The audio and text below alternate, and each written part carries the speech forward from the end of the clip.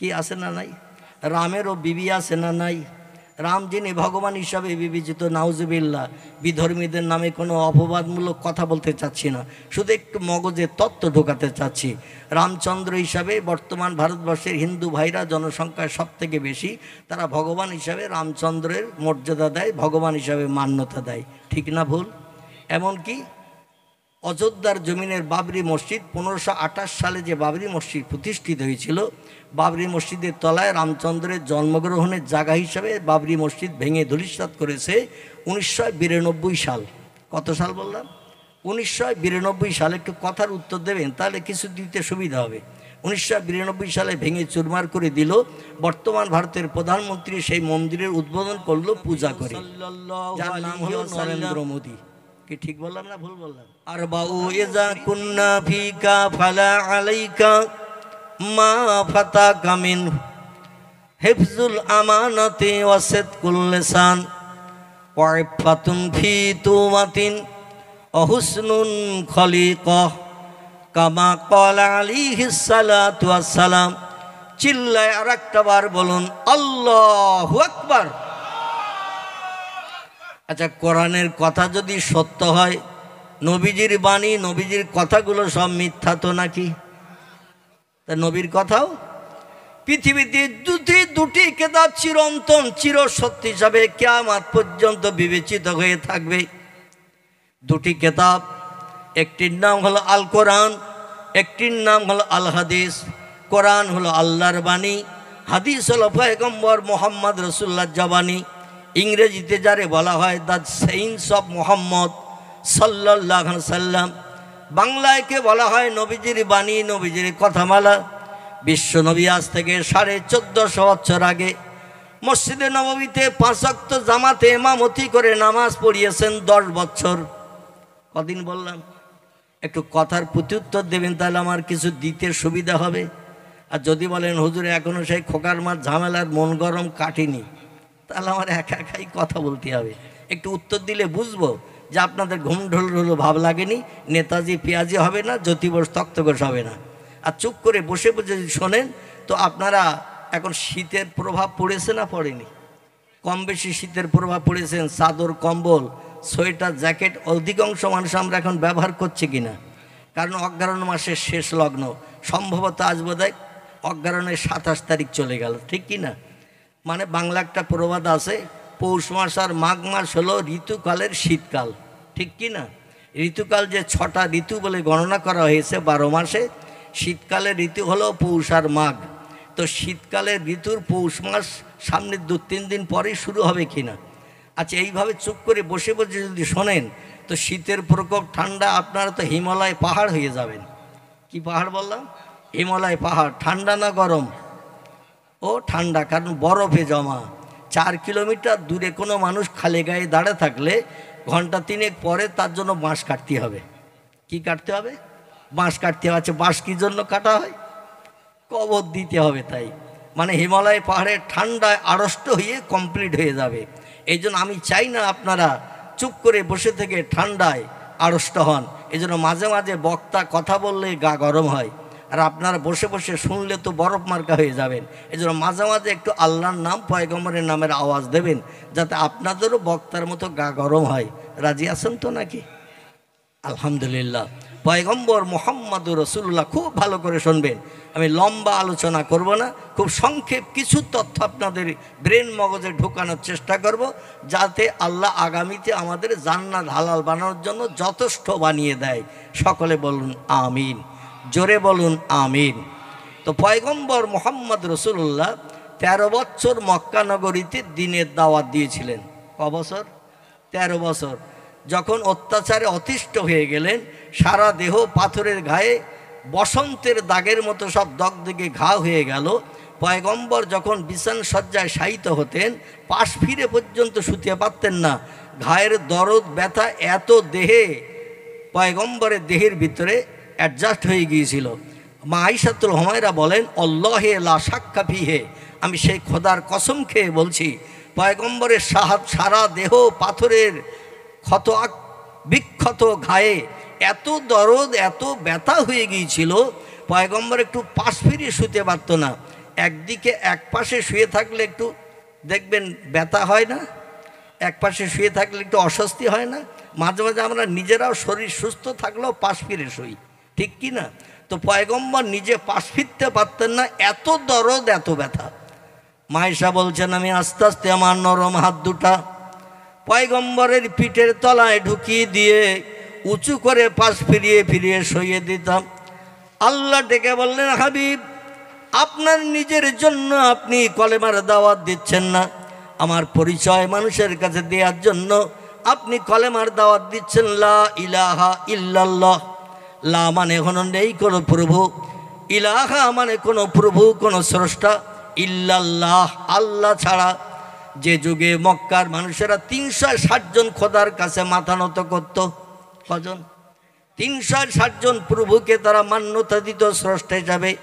এদের ভিতরে 5 জন ছিল বড়, কজন? 5 জন ছিল বড়। কারবা নাম লাত, কারবা নাম উজ্জা, কারবা নাম হবল, কারবা নাম মন্নাত, কারবা নাম দেবল। এই 5 জন ছিল বড় খোদা আর 355 জন ছিল ছোট। এখন কোনো মানুষ যখন বিপদে মুসিবতে দুঃখে দুর্দশায় অভাবে সমস্যায় রোগে শোকে পতিত হতো, তারা ছোটর কাছে যেয়ে দুঃখ জানাবে না বড়োর কাছে জানাবে? কথা বলেন, বড়োর কাছে যে দুঃখ জানাবে। ছোট পারে কি না পারে আমার সমস্যা মিটাতে, সমাধান করতে, এই জন্য বড়দের কাছে যেতেন। আর এই বড় খোদারা ছিল সব কাবার দেওয়ালে টানানো। কিসের দেওয়ালে? কাবা ঘরের দেওয়ালে সব টানানো ছিল 360টা খোদা। কিন্তু মানুষ 360-এর কাছে খুব একটা যেত না। বড় যারা ছিল ক্ষমতা শক্তিতে শ্রেয়, এদের কাছে যে দুঃখ জানাতো, বিপদের কথা জানাতো, সমস্যার কথা জানাতো। আল্লাহ নবী বললেন, এতগুলো খোদা কোনোদিন সমস্যার সমাধান করতে পারে না, বরং একজন স্রষ্টা হলেই মানুষের জন্য এনাফ, যথেষ্ট। জোরে বলুন একটু সুবহানাল্লাহ। মতদ্বন্দ্ব বেঁধে গেল পয়গম্বর এক আল্লাহর কথা বলার কারণে। ওরা শেষে বলল, মোহাম্মদ তোমার সঙ্গে আমরা দ্বন্দ্ব ফাসাদ করব না, তুমি আমাদের পাড়া প্রতিবাসী, কারবা তুমি ভাইপো হও। ও মোহাম্মদ কারবা এমন করে তুমি চাচা হও, কেউ বা তোমার দাদা হয়, আমরা একই এলাকায় একই পাড়ায় একই জায়গায় বসবাস করি। দ্বন্দ্ব ফাসাদ না করে এক কাজ করি, তুমি আমাদের খোদাগুলোরও সেজদা করো, আমরাও তোমার খোদার সেজদা করি, তাহলে কোনো ঝামেলা থাকবে না। কথাটা ভালো না খারাপ? কথা বল। দ্বন্দ্ব হবে না, ঝামেলা হবে না, মতদ্বন্দ্ব হবে না, অশান্তি হবে না, গালিগালাজ করব না, হাটখুড়ো বলবো না, নির্বংশে বলবো না, বাপ খেগো বলবো না, মা খেগো বলবো না।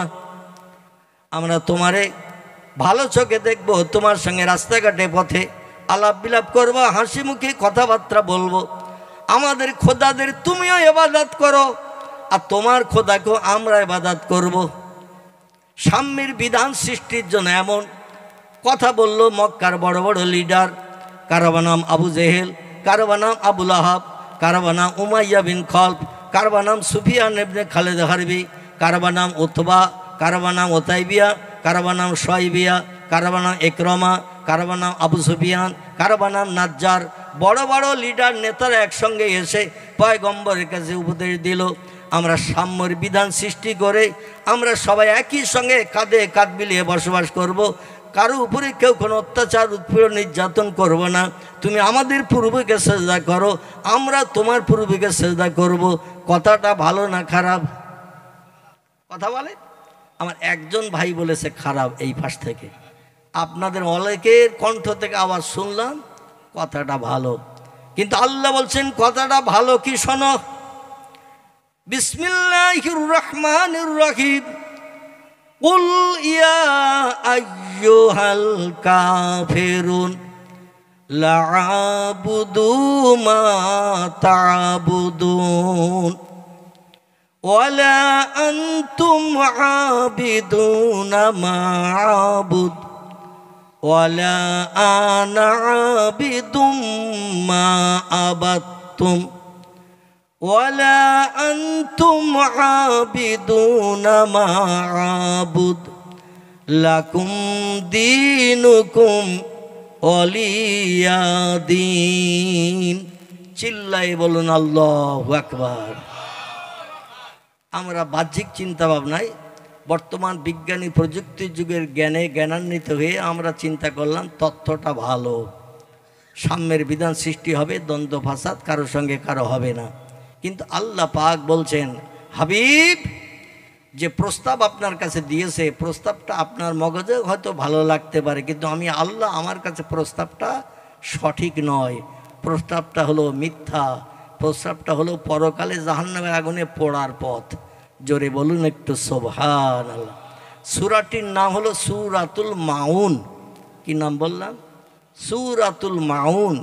আল্লাহ পাক কোরআন পাকের ভিতরে আমরা যে আম্মা পারা বা আমপারা পড়ি না, আমপারার প্রথম পৃষ্ঠা আলগা করলে দেখবেন একটি সূরা, সূরাটির নাম সূরাতুল ফাতিহা।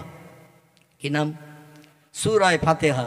তারপরে সূরাটির নাম হলো সূরাতুন নাস, তারপরে সূরাটির নাম হলো সূরাতুল ফালাক, তারপরে সূরাটির নাম হলো এমন করে সূরায়ে ইখলাস, তারপরে সূরাটির নাম হলো সূরায়ে লাহাব, তারপরে সূরাটির নাম হলো সূরায়ে নসর, তারপরে সূরাটির নাম হলো সূরাতুল মাউন। যে সূরাটি আপনাদের কাছে পড়লাম, আল্লাহ বলেন, হাবিব ওদের মতে যেন মত দিও না, ওদের মতে মত দিলে তুমি কিন্তু বেঈমান কাফের সাব্যস্ত হবে, তুমি শিরককারী হবে, আমার সঙ্গে অংশী হিসাবে বিবেচিত করা হবে।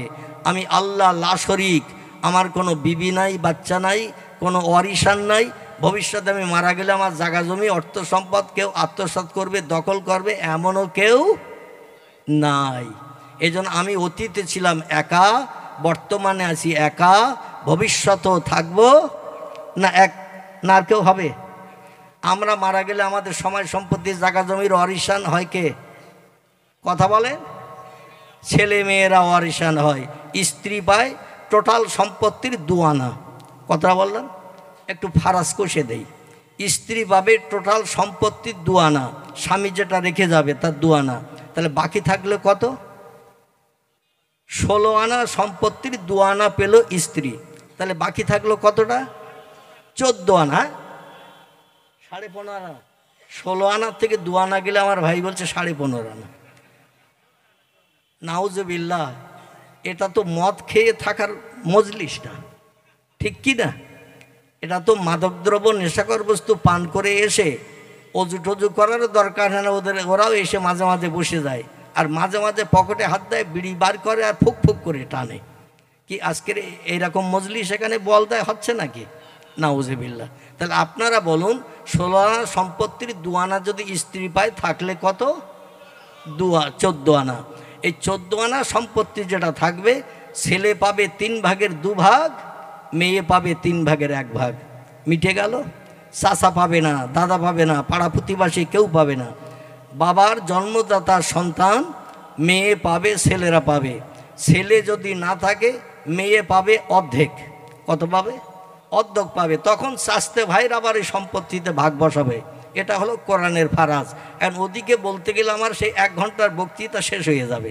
আমি তথ্য ছোট্ট যেটা দিতে চাইছি সেটি হলো এই, উল্হু আল্লাহু আহাদ আল্লাহুস সামাদ লাম ইয়ালিদ ওয়ালাম ইউলাদ ওয়ালাম ইয়াকুল লাহু কুফুয়ান আহাদ।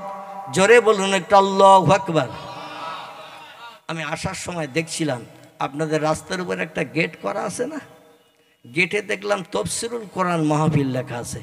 তো জানি না সন্ধ্যার পর থেকে এ পর্যন্ত কোরআনের কোনো সূরা, কোনো আয়াতের তফসির বর্ণনা করা হয়েছে কিনা।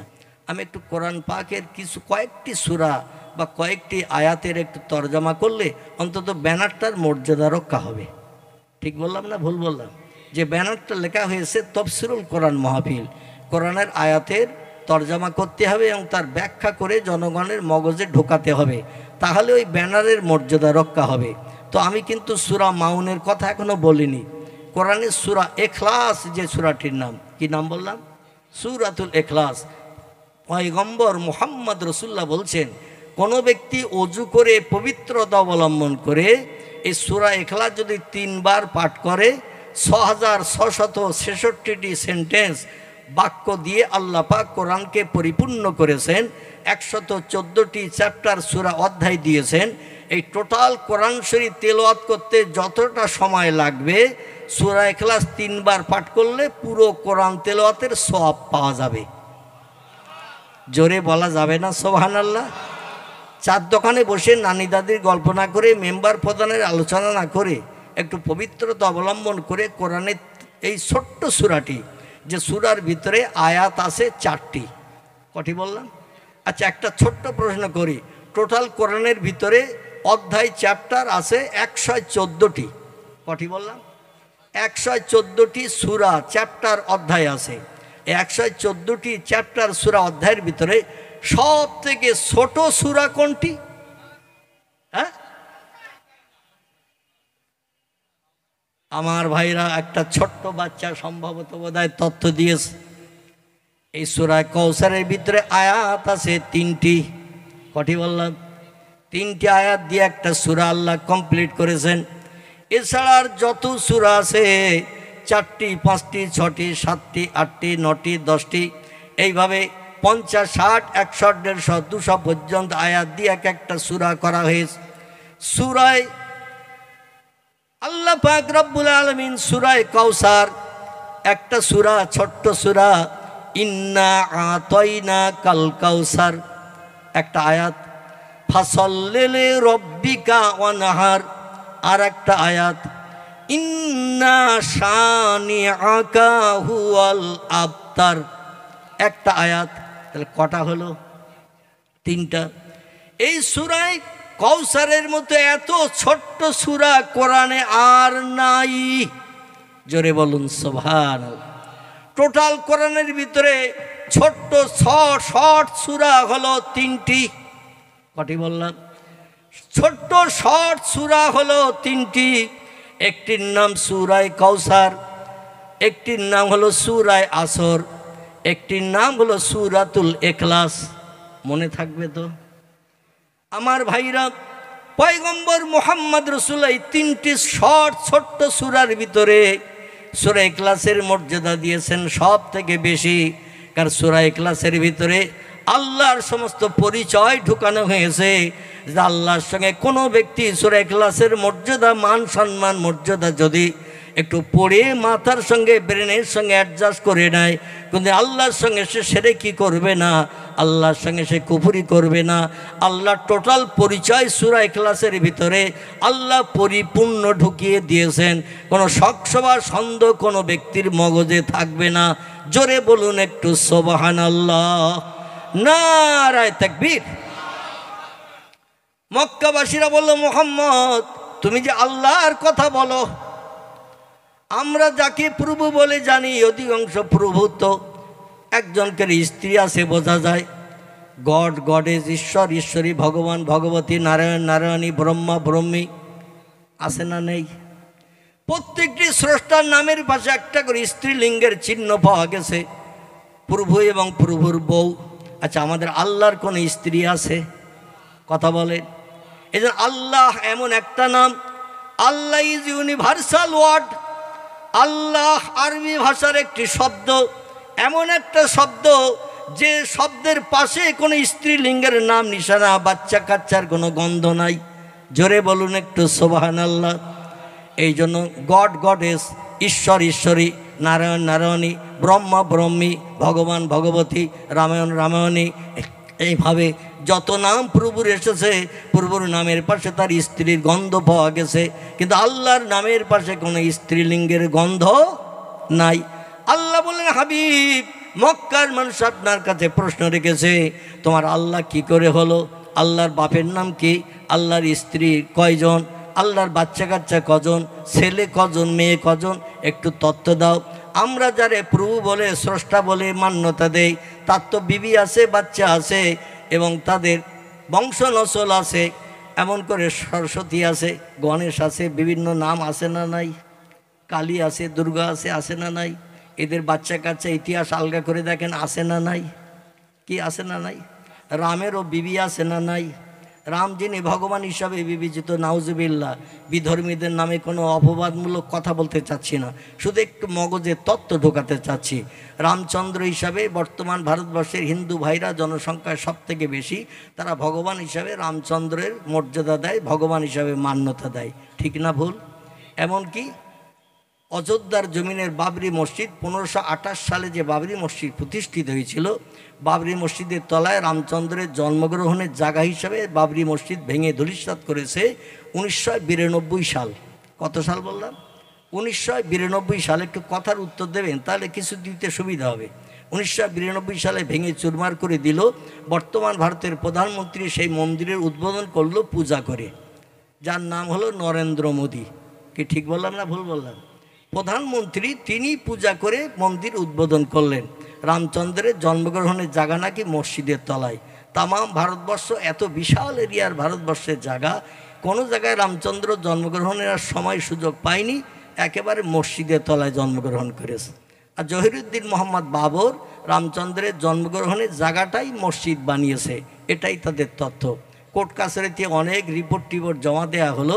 শেষে যিনি প্রধান বিচারপতি ছিলেন, ওই দিনই বিচারের রায় দিয়ে তিনি স্থগিত নিয়েছিলেন, প্রধান বিচারপতি থেকে অপসারণ করেছিলেন।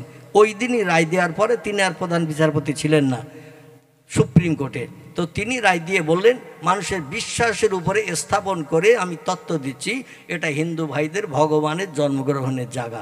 যাই হোক, আমি যেটা আপনাদের কাছে বলতে চাইছি, রামচন্দ্রের মা আছে না নাই? কি আছে না নাই? ইতিহাস আলগা করে দেখলেন, তার মায়ের নাম ছিল কৌশল্যা। কি নাম বললাম? কৌশল্যা।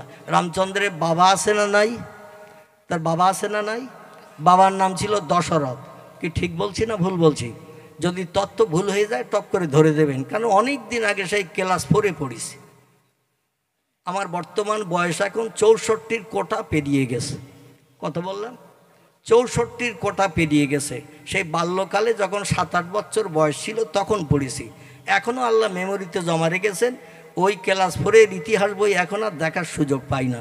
সেই যে পড়েছিলাম, মাস্টার পড়িয়েছিল, এখনও মেমোরিতে আল্লাহ জমা করে রেখেছেন। আর যদি দুটো একটা ভুল হয়ে যায় ধরে দেবেন, তাহলে আমি সংশোধন করে নেব। কারণ কথা বললেই ভুল হয়, কাজ করলেই ভুল হয়। ঠিক না ভুল? ঠিক। তো কৌশল্যা দেবী ছিলেন তার মা। আমাদের আল্লাহর মা আছে? আল্লাহ বললেন, হাবিব আপনি বলে দিন, উল্হু আল্লাহু আহাদ। এ হাবিব আপনি বলে দিন, আমার প্রভু যিনি, তিনি হলেন একক। তার মাও নাই, বাপও নাই, বিবি নাই, স্ত্রী নাই, ছেলে নাই, মেয়ে নাই, কেউ নাই। তার ভাই নাই, বোন নাই, কোনো আপনজন কেউ নাই। তিনি হলেন একক, আল্লাহুস সামাদ। তিনি এমন একজন প্রভু, বিপদে মুসিবতে সমস্যায় পড়ে কোনোদিন কারো কাছে সাহায্যের জন্য তিনি হাত পাতেন না। আমাদের প্রভু আল্লাহ এমন একজন প্রভু, এমন একজন স্রষ্টা, কোনোদিন সমস্যায় বিপদে মুসিবতে পড়ে সাহায্যের জন্য কারো কাছে হাত পাতেন না। আল্লাহুস সামাদ, তিনি হলেন মুখাপেক্ষীহীন, কারো দিকে তিনি মুখ উঁচু করে কিছু সাহায্যের জন্য দাবি করেন না, হাত পাতেন না। জোরে বলুন আমিন। লাম ইয়ালিদ, তার কোনো সন্তানাদি নাই। বর্তমান হিন্দু ভাইরা যাকে ভগবান হিসাবে মর্যাদা দেয়, তাদের ধর্মীয় ব্যাপার তাদের কাছে থাক। আমাদের ধর্মীয় ব্যাপারের সঙ্গে তাদের ধর্মীয় ব্যাপারের আসমান জমিনের ডিফারেন্স আমি এটাই দেখাতে চাইছি। আমি কিন্তু তাদের ধর্ম সম্পর্কে কোনো অবজ্ঞা করতে চাইছি না, ধর্ম সম্পর্কে কোনো বাজে মন্তব্য করতে চাইছি না। তারা যারে প্রভু বলে সম্বোধন করে, ভগবান রামচন্দ্র, জয় রামচন্দ্র শ্রীরামের নামে স্লোগান না দিলে অনেক মুসলমানের বিপদও পড়তে হয়েছে রাস্তাঘাটে। ঠিক না বল? বল জয় শ্রীরাম না বললে তোর বিবি বাচ্চা বিধবা এতিম হবে। উত্তরপ্রদেশে, বিহারে, কর্ণাটকে, তামিলনাড়ু, রাজস্থানে, গুজরাটে, মহারাষ্ট্রে কত মুসলমানদের বিবি বাচ্চা বিধবা এতিম হয়েছে, তার ঠিক নাই। এখন আমার আল্লাহ যিনি হলেন একক, আর বর্তমান যারে বলতে বলা হচ্ছে, বল ভগবান রাম শ্রীচন্দ্রের নাম বল। এই নাম বলতে গেলে আমাদের ইমানে খাতরা হবে না? হবে না? কারণ তিনি তো ভগবান হতে পারেন না, স্রষ্টা হতে পারেন না।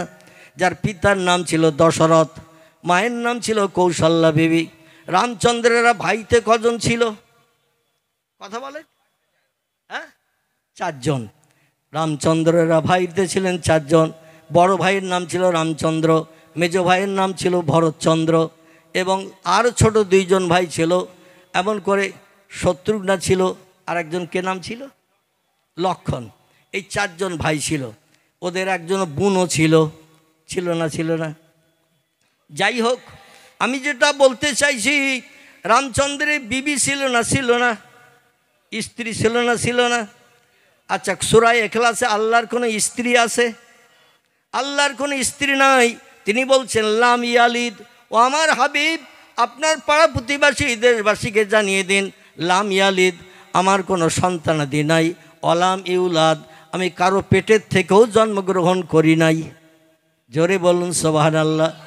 অলাম ইয়াকুল্লাহু কুফুয়ান আহাদ, আমি অতীতে ছিলাম একা, বর্তমানে আছি একা, ভবিষ্যতেও থাকবো একা, আমার বংশ নসল ওর ঈশান কেউ নাই। এই জন্য আমরা আল্লাহ ছাড়া কাউকে প্রভু বলতে পারবো? কথা বলেন। আচ্ছা, হ্যালো, হেজবুল্লাহর ছেলেদেরকে জানানো যাচ্ছে যে তারা যেন আমাদের কারি সাহেব যেখানে আছেন, তারা এই মুহূর্তে আমাদের ছেলেরা একত্রিত হয়ে, কারি সাহেব তো হাটখোলার ওই পাশে রয়েছে, তারা যেন একত্রিত হয়ে কারি সাহেবকে আনবার জন্যে চলে যায়। সমস্ত হেজবুল্লাহ ছেলেদেরকে, যারা আমাদের এই কথা শুনতে পাচ্ছ, তাদেরকে জানানো যাচ্ছে যে তারা যেন এই মুহূর্তে ছেলেদেরকে একত্রিত করে নিয়ে কারি সাহেবকে আমাদের এই মঞ্চে নিয়ে আসেন। আলহামদুলিল্লাহ, আজকের এই মহান কোরআনী মজলিসের প্রধান অতিথি শ্রদ্ধাভাজন কারি সাহেব হুজুর এসেছেন। আপনারা শুনে খুশি হলেন না অখুশি হলেন? খুশি হয়েছেন। তাহলে খুশির একটু সম্মান মর্যাদা জ্ঞাপন করতে আপনাদের কণ্ঠের আওয়াজ একটু তুলব। সকলে একটু উচ্চভাবে আওয়াজ দিবেন, নারায়ে তাকবীর, নারায়ে তাকবীর, নারায়ে তাকবীর। সিলসিলায় হক ফুরফুরা শরীফ, সিলসিলায় হক ফুরফুরা শরীফ। শ্রদ্ধাভাজন কারি সাহেব হুজুর কেবলা, শ্রদ্ধাভাজন কারি সাহেব হুজুর কেবলা, নারায়ে তাকবীর। একটু প্রাণ খুলে দরুদ শরীফ। আল্লাহুম্মা সাল্লি আলা সাইয়্যিদিনা মাওলানা মুহাম্মদ ওয়া আলা আলি সাইয়্যিদিনা মাওলানা। ইউসুফকে দেখে জুলাইখা পাগল, ইউসুফকে দেখে জুলাইখা পাগল, রাসূলকে দেখে খাদিজা, সেই আশিকে মুসলিম পাগল, দরুদ পড়ো মুস্তাফা। আল্লাহুম্মা, উচ্চ রবে প্রাণ ভরে পড়ুন, সাইয়্যিদিনা মাওলানা ওয়া আলা আলি সাইয়্যিদিনা।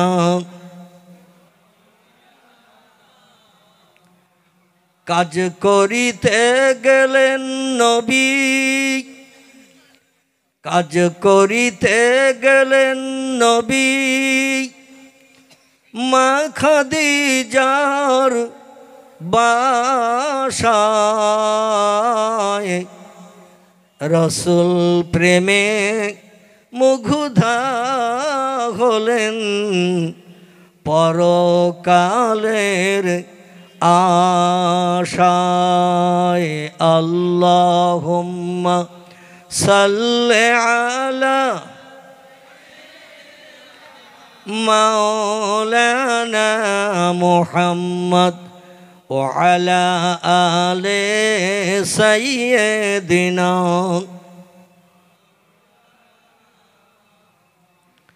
কাক ডাকে কাকা রবি, কাক ডাকে কাকা রবি, কোকিলের স্বর মধুর লাগে, ডাকে সেই হেমন্তের হাওয়ায়, আল্লাহ ছাড়া মাবুদ নাই বলো লা ইলাহা ইল্লাল্লাহ। প্রাণ খুলে পড়ুন লা ইলাহা লা ইলাহা ইল্লাল্লাহ মুহাম্মাদুর রাসূল।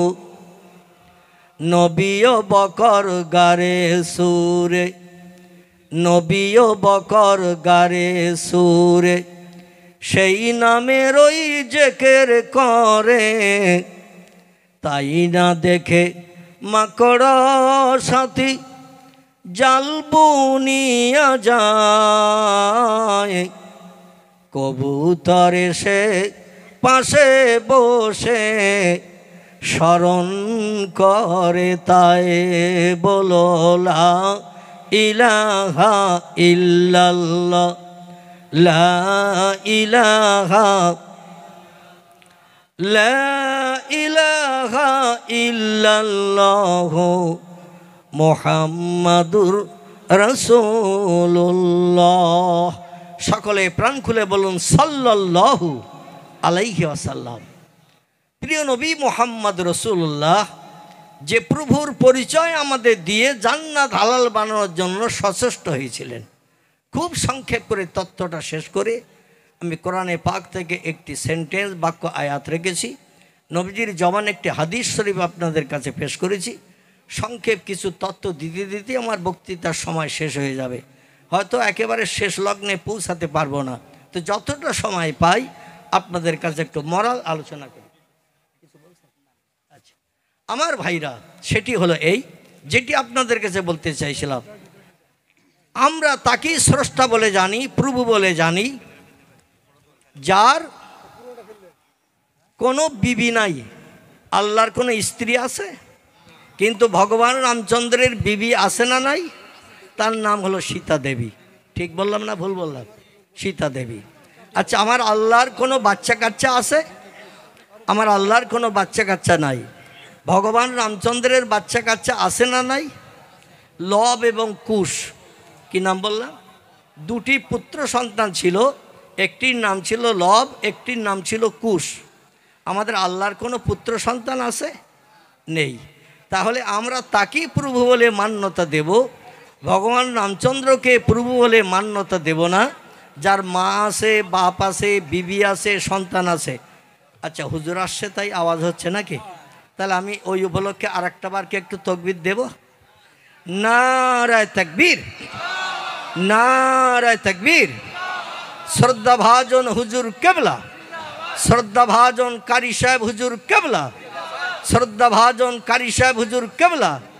দ্বীন ইসলাম, দ্বীন ইসলাম, নারায়ে তাকবীর। একটু প্রাণ ভরে কলেমার জিকির লা ইলাহা ইল্লাল্লাহ লা ইলাহা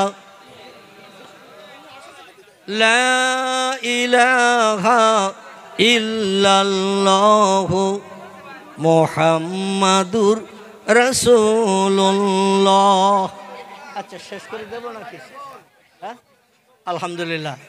আজকের আমার অসমাপ্ত বক্তৃতা আমি এখানেই শেষ করলাম।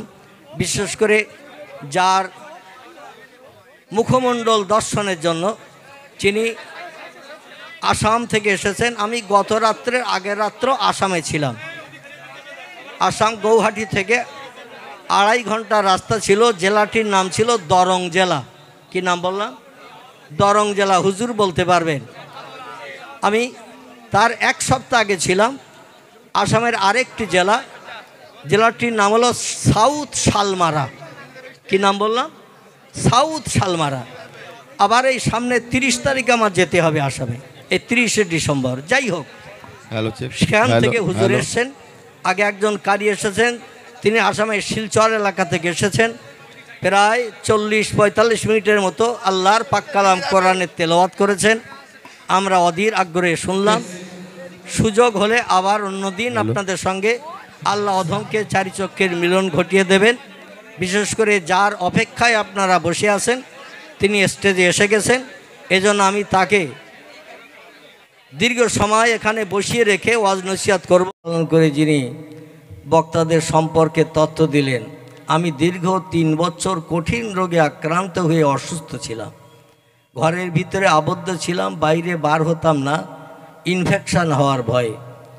গত জানুয়ারির 18 তারিখ আমি আমার অপারেশান হয়েছে কলকাতা মুকুন্দপুর গড়িয়ার কাছাকাছি দেবী শেঠির হসপিটাল বলে একটি বড় বেসরকারি হসপিটাল আছে, সেখানে গত 18ই জানুয়ারি 2024-এ আমার অপারেশান হয়েছে। পাঁজরের কাঠি থেকে নিয়ে একেবারে কুকচির গোড়া পর্যন্ত আমার পেট ফাড়া, 21টা সেলাই আছে আমার পেটে। কটা বললাম? 21টা সেলাই। আম গাছে দেখবেন কলম বাঁধে, যেমন আম গাছে একটা চারা নিয়ে আরেকটা গাছের ছাল তুলে বেঁধে দেয়, আমার পেটে ওই রকম কিডনি ট্রান্সপ্লান্ট করে জোড়া হয়েছে একটা কিডনি। আপনাদের সকলের পেটে কিডনি আছে 2টা। কটা? 2টা। আমার পেটে এখন কিডনি একটা। তবে অপারেশনের পরে আমি বুঝতে পারছি না যে আমার পেটে একটা আছে কি 2টা আছে। আল্লাহর অফরন্ত রহমত, একটা কিডনি মানুষের জন্য এনাফ, যথেষ্ট, কিন্তু আল্লাহ প্রত্যেকটি ব্যক্তি 2টো করে কিডনি দিয়েছেন। কটি? 2টো করে কিডনি দিয়েছেন। সেই কিডনি ট্রান্সপ্লান্টের পরে গত 6ই কার্তিক থেকে আমি টুকটাক প্রোগ্রামে বেরিয়েছি 3 বছর পর। ক বছর বললাম? 3 বছর পর।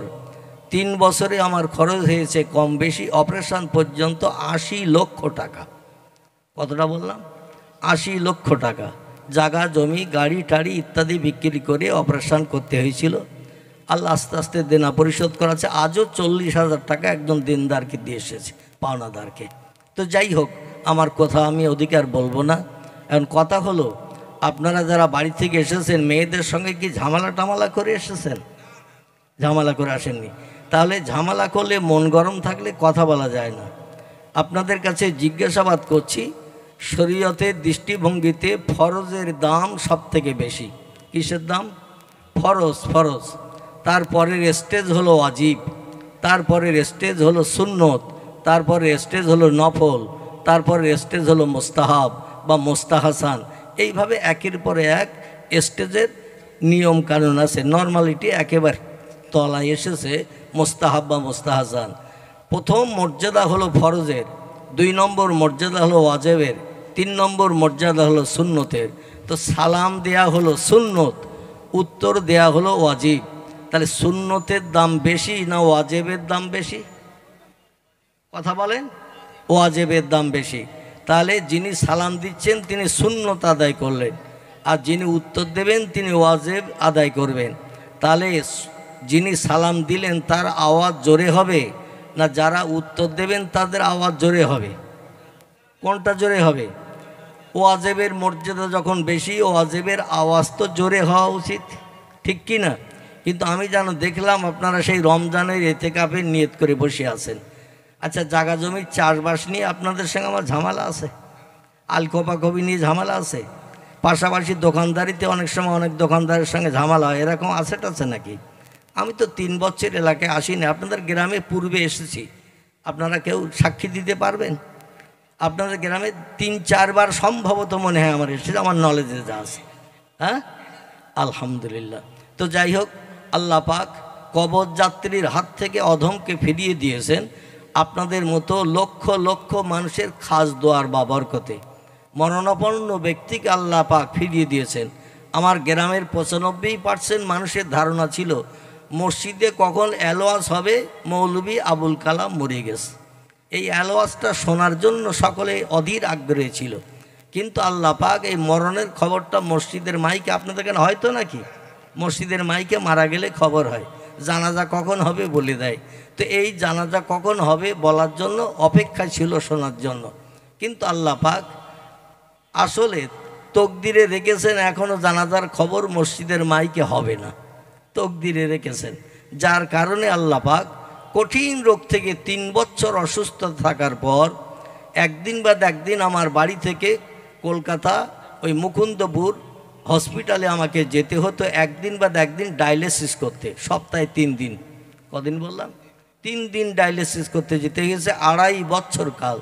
তারপরও আল্লাহ অধমকে কবরযাত্রী বানান নাই, আল্লাহ আবার ফিরিয়ে দিয়েছেন এই স্টেজে আপনাদের সঙ্গে চারিচক্ষের মিলন ঘটাতে। সকলে বলুন আমিন, একটু জোরে বলুন আমিন। তাহলে আমি একটু ওয়াজিবের মর্যাদা সুন্নতের থেকে যখন দাম বেশি, আমি সেই মর্যাদাটার আওয়াজ আপনাদের কাছ থেকে, আপনাদের কণ্ঠ থেকে শুনতে চাইছি। আবার একটু সালামের বিনিময় করব। রসুল জানিয়েছেন লা কালামা কাবলা সালাম, অত সময় পর্যন্ত কোনো মুসলমানের সঙ্গে কথা হবে না, দুনিয়াবি কোনো গল্প গুজব আলাপ আলোচনা হবে না, যত সময় সালামের বিনিময় করা না হবে। এই জন্য আমি বক্তৃতার প্রারম্ভে একটু সালামের বিনিময় করলাম, কিন্তু দেখলাম আপনাদের মনের ভিতরে রাগ রাগ ভাব না, তাহলে একটু আওয়াজ পাবো ইনশাল্লাহ। আচ্ছা, তাহলে আবার একটু সালাম দেই। আসসালামু আলাইকুম। একটু আওয়াজ বেড়েছে আলহামদুলিল্লাহ। আগে তো মনে হচ্ছিল এখানে সব কবরস্থান, আমার ভাই বলে দিয়েছেন, আমি আর ওটা বলতে চাচ্ছিলাম না। তো যাই হোক, একজন ভাই বলে দিয়েছেন। কিন্তু এখন দেখা যাচ্ছে কবরে যায় কারা? মরা মানুষেরা। আচ্ছা, জেন্দা মানুষকে কবরে দেয়া যাবে? আর সে কি যাবে? বলবে আমার ওপরে তোদের এত হিংসা কেন? এ বলবে না? তোরা থাকবি বাড়ি আর আমার দিবি বাঁশতলায়। কেউ যেতে চাইবে না জেন্দাবস্থায়। মারা গেলে যেখানে নিয়ে যাবেন সেখানে যেতে রাজি হবে, ঠিক কি না? কেন কথা বলতে চাইবে না? তো কবরস্থানের ভাবটা একটু পরিবর্তন করে আমরা একটু আল্লাহর পয়গম্বর মোহাম্মদ রসুল্লাহর আদর্শের অনুসারী হয়ে যেন কবরে যেতে পারি, আল্লাহ তৌফিক যেন আমাদের দান করেন। সকলে বলুন আমিন। যারা আশেপাশে দাঁড়িয়ে আছেন সকলের কাছে অনুরোধ রাখবো, কর্তৃপক্ষরা সুন্দর বসার জায়গা করেছেন, আর আল্লাহ পাক কোরআনই জানিয়েছেন বিসমিল্লাহির রহমানির রহিম, ফায়জা কোরে আল কোরআনু ফাস্তামিউ লাহু ওয়ান সেতু লাআল্লাকুম তুরহামুন। জোরে বলুন একটু আল্লাহু আকবার, আর একটু চিল্লায়ে বলুন আল্লাহু আকবার। আল্লাহর নামের আওয়াজ দিতে কার কার আপত্তি আছে একটু হাত তুলে দেখান তো দেখি। আপত্তি আছে কার কার? মন কিন্তু বাড়ির হাঁড়ির ভিতরে থাকলে ওয়াজ কিন্তু ওই রকম হবে। আমি বলবো জ্যোতি বোস, আপনারা শুনবেন তক্ত ঘোষ। আমি যদি বলি নেতাজি, আপনারা শুনবেন পেঁয়াজি। এজন্য মনটা এখানে রাখতে হবে, বাড়ির হাঁড়িতে রাখলে হবে না, খোকার মার দিকে মন রাখলে হবে না। আমার কথা শেষ না হওয়ার আগে হাত তুললে কিন্তু বিপদে পড়বেন। সাধারণ মানুষ ঠাট্টা বিদ্রুপ করবে, উপহাস করবে। এই জন্য কথাটা শুনিয়ে বুঝে উত্তর দেবেন। 2-1 জনের ভুল হয়ে গেলে ইনশাল্লাহ সংশোধন হবে, কারণ মানুষ কথা বললেই ভুল হয়, কাজ করলেই ভুল হয়, ঠিক না ভুল? যে লোকটা কাজ করে না তার কোনো কাজের ভুল পাওয়া যাবে? যে লোকটা কথা বলে না তার কথার ভুল খুঁজে পাওয়া যাবে? কথাই বলেনি তো কথার ভিতরে ভুল পাবেন কোথায়? এই জন্য আমি ঘণ্টাখানেক মতো কথা বলবো, আমার কথার ভিতরে যদি কোনো ভুল ভ্রান্তি হয়ে যায় আপনারা সঙ্গে সঙ্গে ধরে দেবেন, সংশোধন করে নেব। আর আপনারাও প্রত্যুত্তর দিতে যে যদি ভুল হয় ইনশাল্লাহ আমি অধম চেষ্টা করব ভুল সংশোধনের। সকলে বলুন আমিন। আল্লাহ বলছেন, যেখানে আমার আসমানি কেতাব লৌহে মাহফুজে সংরক্ষিত কেতাব, যার পবিত্র নাম হলো কোরআন শরীফ, এ কোরআন যেখানে তেলাওয়াত হবে, একটু আগে তেলাওয়াত হলো না? কি হলো না? কোরআন হলো পৃথিবীতে যত ধর্মগ্রন্থ আছে সব ধর্মগ্রন্থের উপরে মর্যাদা না নিচে মর্যাদা? কোরআনের মর্যাদা উপরে। কারণ পৃথিবীতে যত ধর্মগ্রন্থ আছে কারো নাম বেদ, কারো নাম পুরাণ, কারো নাম গীতা, কারো নাম ভগবত, কারো নাম রামায়ণ, কারো নাম মহাভারত, কারো নাম জেন্দাবাস্তা, কারো নাম গ্রন্থ সাহেব, কারো নাম মনুসংহিতা, কারো নাম উপনিষদ, কারো নাম তৌরিত, কারো নাম জব্বুর, কারো নাম ইঞ্জিল। এভাবে যত ধর্মগ্রন্থ আছে সব ধর্মগ্রন্থের উপরে আছে কোন ধর্মগ্রন্থ? আল কোরআন, যেটি এখন তেলাওয়াত হলো। আপনারা শুনে খুশি হলেন না খুশি হলেন? পৃথিবীতে যত ধর্মগ্রন্থ আছে অধিকাংশ ধর্মগ্রন্থের রূপ পরিবর্তন হয়েছে। অধিকাংশ ধর্মগ্রন্থের ভিতরে ভুল সত্য সব রকম তত্ত্ব পরিবেশিত আছে। কারণ তৌরিত, ইনজিল, জব্বুর, তিনটি আসমানি কেতাব, কিন্তু বর্তমানে আসমানি যে কেতাব আল্লাহ পাঠিয়েছিলেন এখন কিন্তু সেই কেতাব আর নাই। মানুষ তার ভিতরে নিজেদের মগজ ধলাই করা কথা ঢুকিয়ে দিয়েছেন, যার কারণে সেগুলা সত্য কেতাব হিসাবে বিবেচিত নাই। কিন্তু কোরআনের আবির্ভাব হয়েছে পৃথিবীতে 1450 বছর আগে। কত বললাম? 1450 বছর আগে কোরআনের আগমন আসমান থেকে পৃথিবীতে এসেছে পয়গম্বর মোহাম্মদ রসুল্লাহর কাছে জিবরিল আমিন মারফত। দেখতে দেখতে 1450 বছর হয়ে গেছে। কোরআনের একটা কথা অসত্য এরকম তত্ত্ব কেউ দিতে পেরেছে? কোরআনের কথা মিথ্যা, ভুল এরকম তত্ত্ব কেউ দিতে পেরেছে? আচ্ছা, কিয়ামত পর্যন্ত পারবে? পারবে না। পৃথিবীর মানুষের জ্ঞান হলো সীমিত জ্ঞান, কোরআনের মালিকের জ্ঞান হলো অসীম জ্ঞান, যার জ্ঞানের সঙ্গে পাল্লা দিয়ে কোনো ব্যক্তি কিয়ামত পর্যন্ত জয়ী হতে পারবে না। এই জন্য আল্লাহর কোরআনের একটা ভুলও কেউ বার করতে পারবে না। সেই কোরআনে আল্লাহ বলছেন ফায়েজা কুরে আল কোরআন, যেখানে আমার আসমানি ভাষা কোরআন তেলাওয়াত হয়, কোরআনের আলোচনা হয়, ফাস্তা মেগু লাহু, একাগ্র চিত্রে মনোনিবেশ সহকারে তোমরা কোরআনের আলোচনা শ্রবণ করতে থাকো। কারণ যা কিছু আলোচনা হবে ইট ইজ ট্রু ফ্যাক্ট, কোরআনের সব কথাগুলো সত্য। যালিকাল কিতাবুল লা রাইবা ফি, আমার কোরআনের ভিতরে ভুল তো দূরে থাক, কোনো সন্দেহমূলক কথা লেখা নাই। জোরে বলুন একটু সুবহানাল্লাহ। আর আমার কোরআনের সত্যবাণী, সত্য কথা মানুষ একাগ্র চিত্রে মনোনিবেশ সহকারে যদি তোমরা শ্রবণ করতে পারো, লাআল্লাকুম তুরহামুন, আমার আসমানি রহমত তাদের উপর বর্ষণ করা হবে, তাদের উপর আসমানি দয়া করুণা নাজিল করা হবে। জোরে বলুন সুবহানাল্লাহ। আচ্ছা, যত ধর্মগ্রন্থ কোরআন ছাড়া আছে, কোনো ধর্মগ্রন্থ পাঠ করলে আল্লাহর রহমত পাওয়া যাবে? কথা বলেন। বেদ, পুরাণ, গীতা, ভগবত, রামায়ণ, মহাভারত, জিন্দাবাস্তা, গ্রন্থ সাহেব, মনুসংহিতা, উপনিষদ, এভাবে যত ধর্মগ্রন্থ, বর্তমান যুগের বাইবেল যেটাকে বলা হয়েছে ইনজিল বা তৌরিত, জব্বুর যত আছে, কোনো ধর্মগ্রন্থ তেলাওয়াত করলে প্রত্যেকটি অক্ষরের বিনিময়ে 10টা করে সওয়াব পাওয়া যাবে? যাবে না। কেবল আমাদের ধর্মগ্রন্থ কোরআন তেলাওয়াত করলে সওয়াব পাওয়া যাবে এবং আল্লাহর রহমত করুণা প্রাপ্ত হওয়া যাবে। জোরে বলি একটু সুবহানাল্লাহ। সেই কোরআনে পাক থেকে ছোট্ট একটা আয়াত রাখবো, কারণ আমার সময়কাল 1 ঘন্টা। কতটা বললাম? 1 ঘন্টা। এবং প্রিয় নেতা রহবার কামলিওয়ালা, যাকে আমরা বিশ্ব নবী বলি, তামাম পৃথিবীর মানুষের নেতা করে আল্লাহ 1450 বছর আগে পৃথিবীতে যাকে পাঠিয়েছেন, এবং কিয়ামত অবধি আর কোনো নেতার আবির্ভাব হবে না, তারই নেতৃত্ব চলবে কিয়ামত পর্যন্ত। তার জবানি মোবারক একটি ছোট্ট হাদিস আপনাদের কাছে রেখে, ওই কোরআনের আয়াত হাদিসের সমন্বয়ে সংক্ষেপ 2-4 কথা আলোচনা রেখে আমি আমার গন্তব্যস্থানে প্রত্যাবর্তন করব। আপনারাও আপন আপন গৃহে, আপন আপন বাড়িতে ইনশাল্লাহ প্রত্যাবর্তন করবেন। জলসা শেষ হয়ে যাবে, এখানে আর কেউ থাকবে না। আমরা যার সেই সব আপন আপন গৃহে প্রত্যাবর্তন করব। কিন্তু আল্লাহ পাক আমাদের বাকি জিন্দগি চলার পথে দ্বীন ও শরীয়তের আইনকে বাস্তব জীবনে রূপদান করে পরকালে জান্নাত যাতে হালাল বানান, আল্লাহ যেন সেই তৌফিক দান করেন। সকলে বলুন আমিন। একটু জোরে বলুন আমিন। আলহামদুলিল্লাহ, আলহামদুলিল্লাহিল্লাযী হাদানা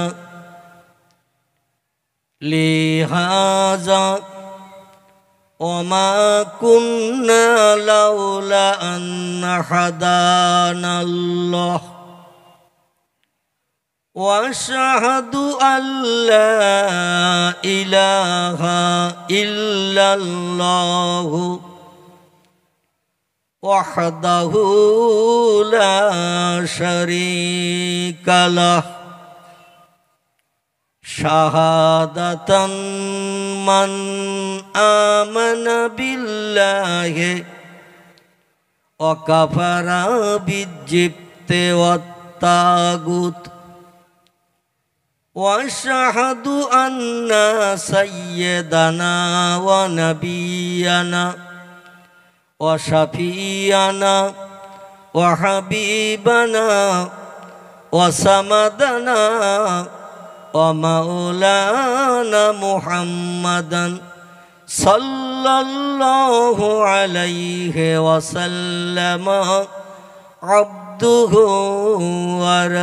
ورسوله نبي المكارم الأخلاق الموصوف وبالكمال الأوصاف المنعوت فقد قال الله تعالى في كلامه المجيد وفي الفرقانه الحميد أعوذ بالله من الشيطان الرجيم بسم الله الرحمن الرحيم من آمن بالله واليوم الآخر وعمل صالحا فلهم أجرهم عند ربهم فلا خوف عليهم ولا هم يحزنون সকলে প্রাণ খুলে উচ্চ রবে বলুন আল্লাহু আকবার। আর একটু গলা ছেড়ে বলুন আল্লাহু আকবার।